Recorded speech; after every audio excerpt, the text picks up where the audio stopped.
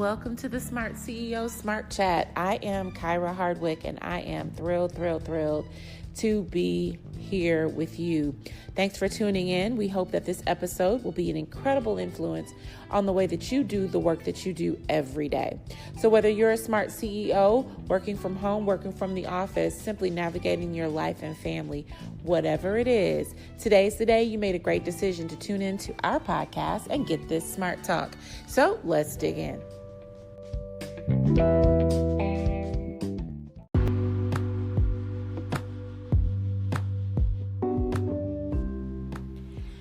Welcome back to yet another episode of the Smart CEO podcast. I am your host, Alina Conley, and I am the program manager for the Smart CEO Capacity Builder cohort. I am also the senior director for coaching and people development at the Kyra Company. And I am so excited to have with us today one of our cohort members, Patrice Cousin. Welcome to the show. Hello, Alina. How are you? I am doing well. So first, Patrice, I would love for you to tell us how you got started as an entrepreneur versus taking more of a traditional 9-to-5 route.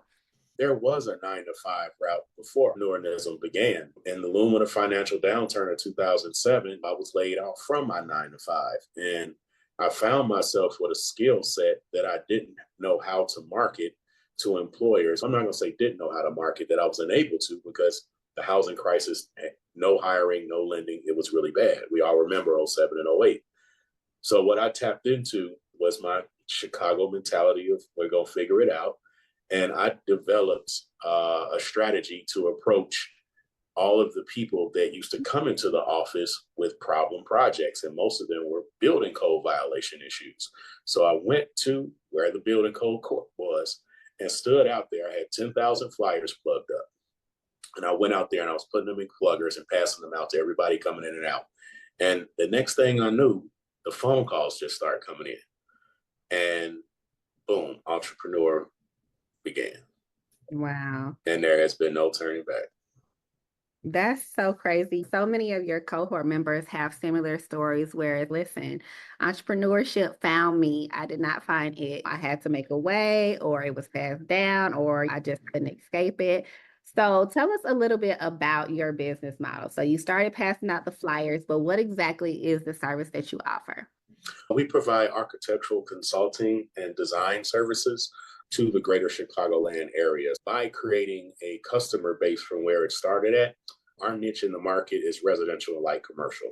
And it began with a lot of problem project, people with city citations, doing work without permits, and so on and so forth. But we enable landowners, developers, address landlords, property owners, homeowners, everybody, the opportunity to obtain the permits for their vision that they're trying to, the concept that they're trying to create, or we just really fix their problems. And a lot of times we're a fixer, because when the city's coming down on them, they need help. Sometimes I call ourselves the lawyers of the construction business, because we represent their properties to the city of Chicago or whatever local municipality to enable them to get the permit so they can continue to move forward.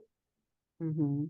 Yeah, I feel like that's such a genius business model, because it's when you're starting to get into the weeds of building and expanding, especially from a physical model, it seems like there's always things popping up in terms of codes you got to follow, things that you've broken, and you just really don't have the capacity as a business owner to keep up with it. So you really just want to hire an expert. And so to be able to call someone like your team to just come in and know what they're doing definitely is a great niche. When we think about what this particular cohort is, and I know that you were a part of our first Chicago cohort, so this is 2.0 of that. And one of the reasons why we wanted you and several of your other cohort members to come back is because this version was really about looking at those business owners who are further than that startup phase and looking to really scale. And y'all are in like that business purgatory where you've had a lot of success, but now it's time to enterprise. Now it's time to scale.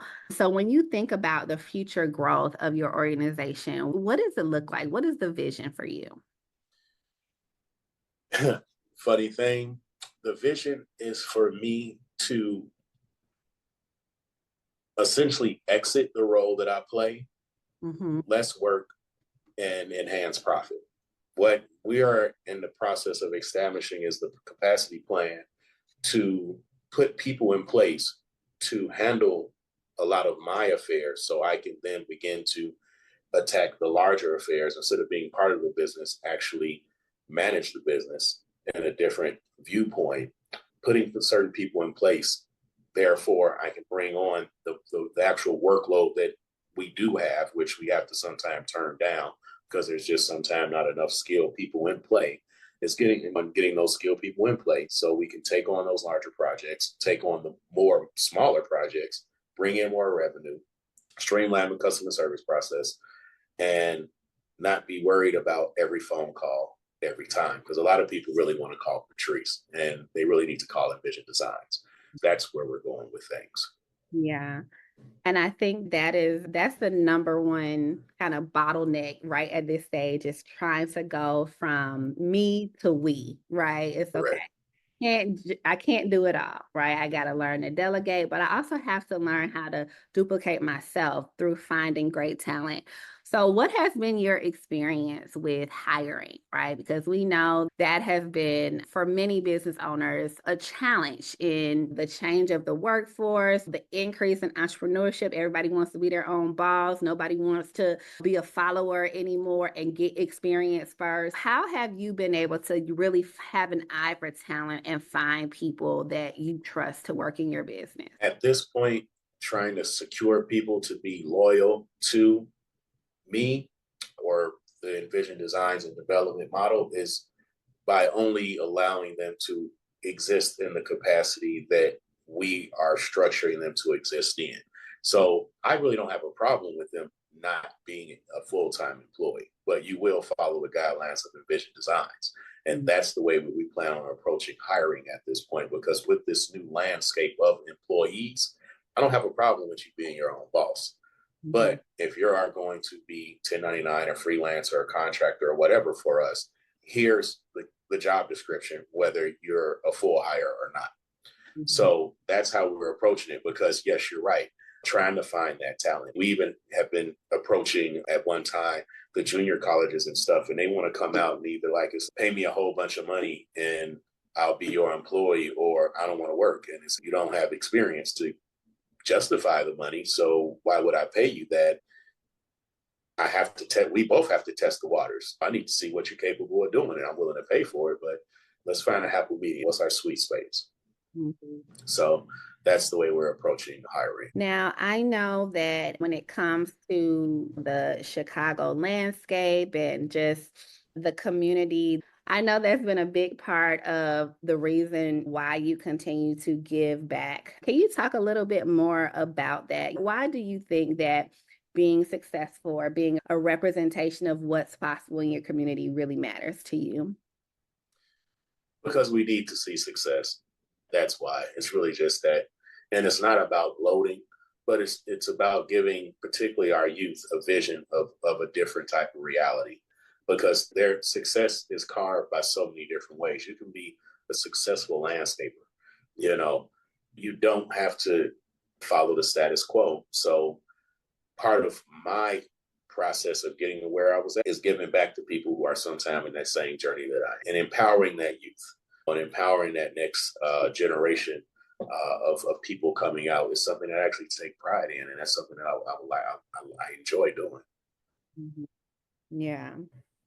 So switching gears just a little bit, when we think about the pillars of our cohort, it's always really been to focus on things like collaboration, bankability, and then also becoming supply chain ready. So between those things, and then even considering some of the sessions that you've gone through in the last couple of weeks, what are some of the topics that really just grabbed hold of you this time around? Strategic partnerships. Strategic partnerships. I think that's probably the one that I have been the most successful with and find the most satisfying if I have to pick one.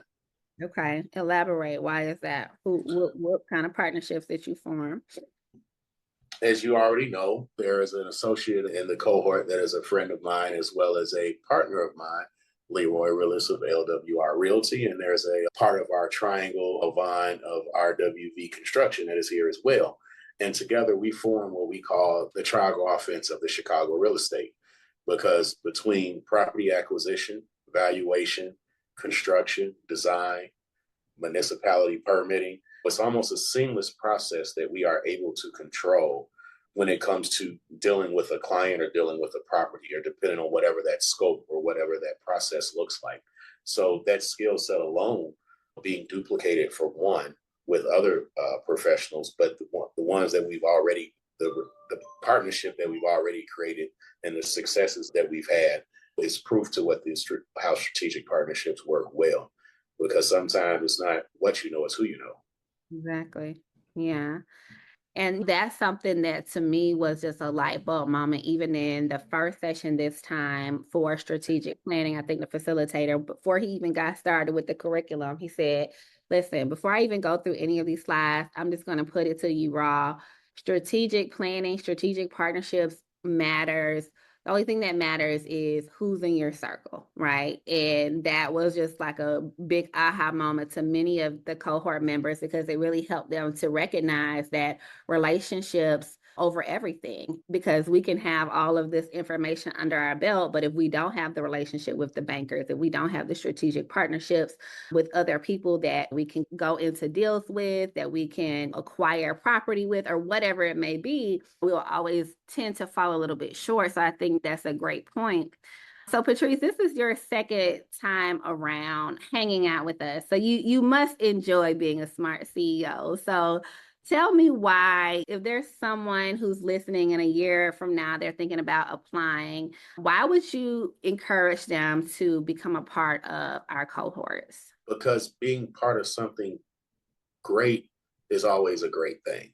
The minds, the information, the people, the energy, the positivity that is manifested, and the experience that I've had with the people around me when I am, particularly in person or even just in the small groups or whatever, it always makes me think a little bit more outside of my own box, because the day-to-day, it's like, again, you're really only as strong as the people that are around you and your resources. So the stronger my resources and the strength that I can reach out to is the stronger that I can become. So they say iron sharpens iron. So if it's iron around me, I can become a better tool myself.